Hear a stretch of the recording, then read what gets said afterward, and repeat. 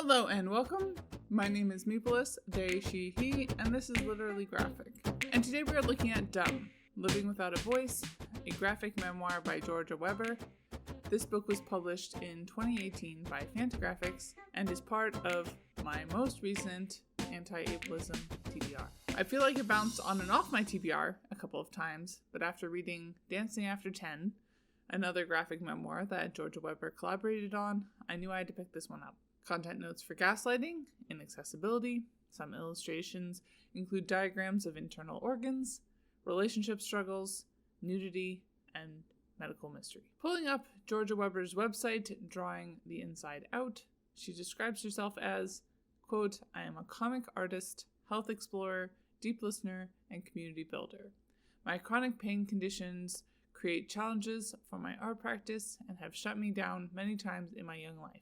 Through those difficult experiences, I've learned that taking care of my health directly feeds my creativity. Health and creativity are not separate to me. They're one in the same. I'm here to share my explorations with you, to invite you into happier relationship with your creativity and health. I love your creativity. I love your autonomy, and I love that you're here." End quote. Keywords that came to mind reading this book: orange, poetry, Canada, silence, and self-exploration. The synopsis over on Goodreads is, quote, "Part memoir, part medical cautionary tale, Dumb tells the story of how an urban 20-something copes with the everyday challenges that come with voicelessness.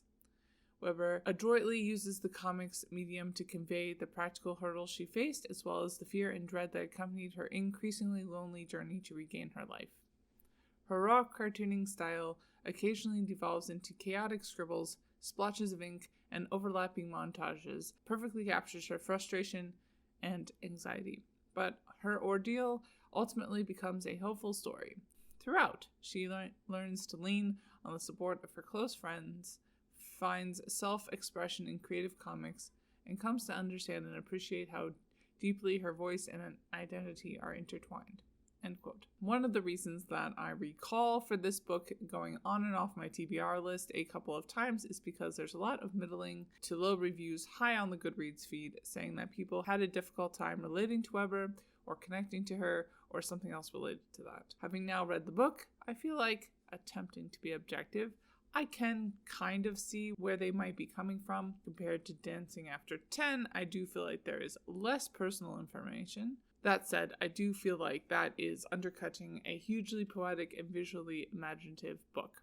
Originally a collection of short comics, now combined into one graphic memoir, Dumb, Living Without a Voice is perhaps more about the experience of apparently losing one's voice than it is about Weber as a person.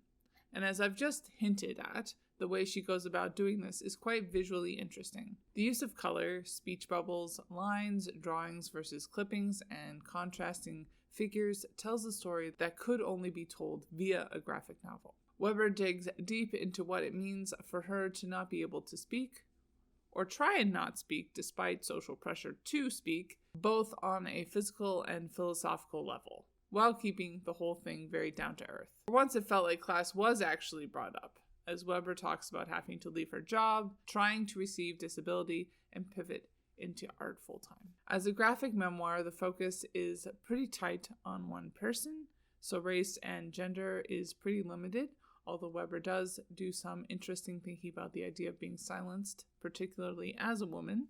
Sexuality was one of those personal details that was avoided, which left a pretty nice blank spot without even any background heterosexuality, at least as far as I can remember. To conclude, unlike many other books I review on here, the more I talk about this graphic memoir, the higher I want to rate it. So it's 5 out of 5 stars for now. Bye y'all, keep reading, and organize to end capitalist oppression. And as always, Literally Graphic is created on land that should be given back to the traditional landholders, which in this case is, to my knowledge, the Mississaugas of the Credit First Nation, non-Anishinaabe people, the Haudenosaunee Confederacy, and the Huron-Wendat Nation.